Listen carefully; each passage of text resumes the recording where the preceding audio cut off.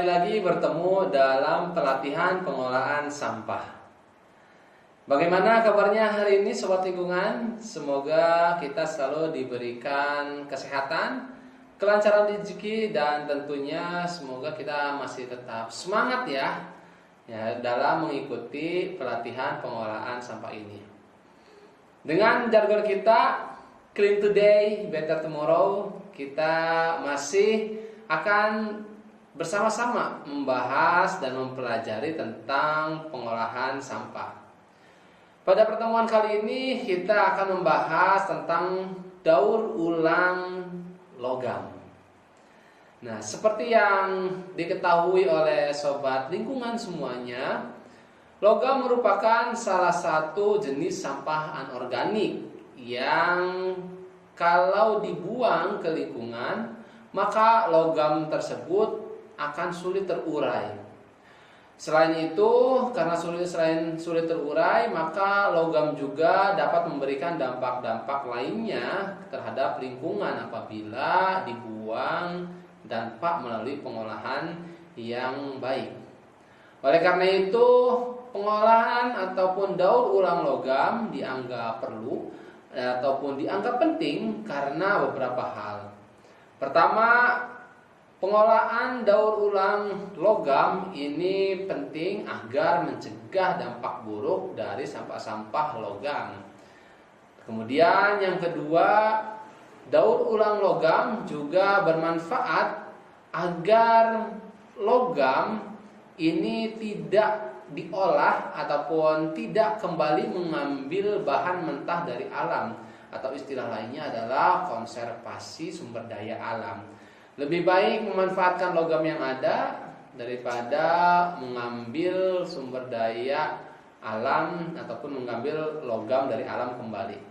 Selain itu, dengan mengolah logam yang sudah ada ataupun sampah logam menjadi logam baru ataupun produk baru, maka akan menghemat beberapa hal seperti biaya operasional ataupun penggunaan energi.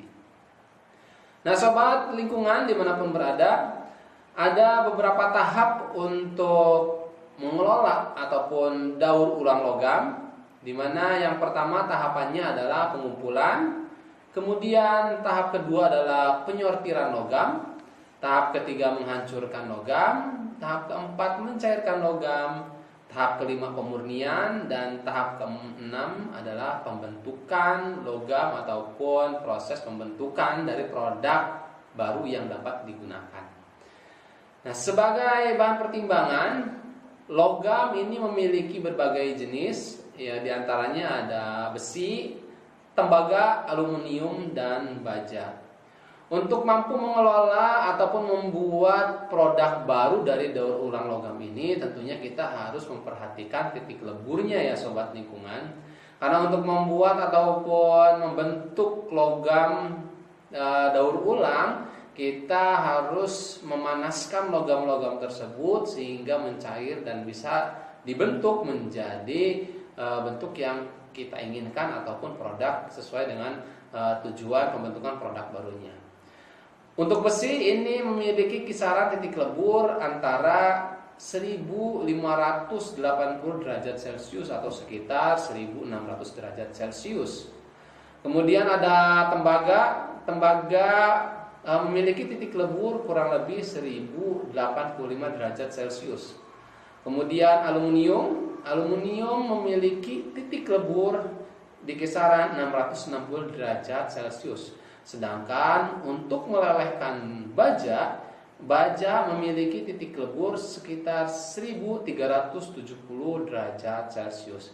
Nah, titik-titik lebur ini penting diketahui agar nantinya kita bisa melakukan proses daur ulang logam tersebut, Sobat Lingkungan. Langkah pertama dalam proses daur ulang logam adalah pengumpulan. Sampah-sampah logam umumnya bisa dengan mudah ditemukan karena khusus di Indonesia logam itu masyarakat lebih banyak mengumpulkan ataupun menjualnya ke pengumpul ya daripada membuang dengan percuma seperti itu Sobat Lingkungan semuanya. Karena memang logam itu memiliki nilai jual yang lumayan lebih tinggi dibandingkan sampah-sampah anorganik lainnya, sehingga logam-logam ini lebih mudah didapatkan. Dan begitupun dengan masyarakat biasanya lebih memilih menjual logam ke pengepul, logam bekas maksudnya, ataupun logam yang tidak digunakan lagi, daripada membuangnya secara langsung. Nah, kemudian namun kita juga bisa mendapatkan logam-logam yang memang sudah dibuang di tempat sampah ataupun di tempat-tempat yang TPA seperti itu ya, ataupun di tempat-tempat pengolahan sampah lainnya, yang memang itu bisa didapatkan dengan mencari gitu. Nah, kemudian langkah kedua adalah menyortir logam. Nah, menyortir logam ini berfungsi untuk memisahkan logam dengan bahan-bahan lainnya yang menempel pada logam. Nah, bisa menggunakan dengan alat otomatis, sensor otomatis, ataupun bisa juga menggunakan magnet.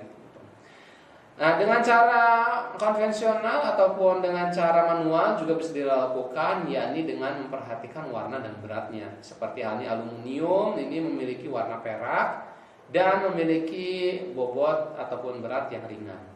Ataupun bisa juga kita menyortir dengan warna kuning ataupun kemerahan, biasanya adalah tembaga. Nah, ataupun mungkin dengan cara yang lebih modern bisa menggunakan alat-alat pensortir lainnya yang sudah modern, sobat lingkungan semuanya. Kemudian setelah logam itu disortir, maka tahapan yang ketiga adalah menghancurkan logam.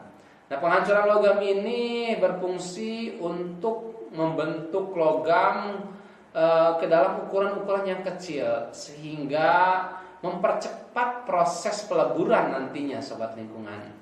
Nah, kita tahu ketika logam yang tersebut dicacah ataupun dihancurkan menjadi bentuk yang lebih kecil, maka proses peleburan juga akan lebih cepat, dan ini akan membantu proses selanjutnya lebih mudah. Proses yang keempat adalah mencairkan logam. Nah, ketika mencairkan logam, kita harus ingat titik lebur dari logam seperti yang telah kita sebutkan tadi, di mana besi ada di kisaran 1580 derajat Celcius atau sekitar 1600, tembaga di kisaran 1085 derajat Celcius, aluminium 660 derajat Celcius, dan baja 1370 derajat Celcius. Ini merupakan titik lebur dari beberapa logam yang bisa didaur ulang. Kemudian sobat lingkungan, setelah proses pencairan logam, langkah selanjutnya adalah pemurnian. Pemurnian ini adalah untuk memastikan kemurnian dari logam-logam yang akan diolah. Biasanya untuk teknik pemurnian menggunakan teknik elektrolisis, yakni teknik elektrolisis yang berguna untuk memastikan kemurnian logam-logam tersebut. Dan tahap yang terakhir yakni pemadatan serta pembentukan dari logam yang telah didaur ulang. Pembentukan disesuaikan dengan proses ataupun dengan produk yang akan dibuat. Tentunya ini dilakukan pada saat logam-logam tersebut belum 100% memadat, karena kalau sudah 100% memadat ini akan sulit lagi dibentuk ya, sobat lingkungan. Nah, itulah tadi tahapan-tahapan dari proses daur ulang logam, dan memang untuk proses daur ulang logam ini membutuhkan sarana prasarana yang memadai tentunya. Terima kasih sobat lingkungan, semoga bermanfaat pembelajaran kita kali ini. Tentunya tetap jaga lingkungan, bijak mengolah sampah, and clean today, better tomorrow.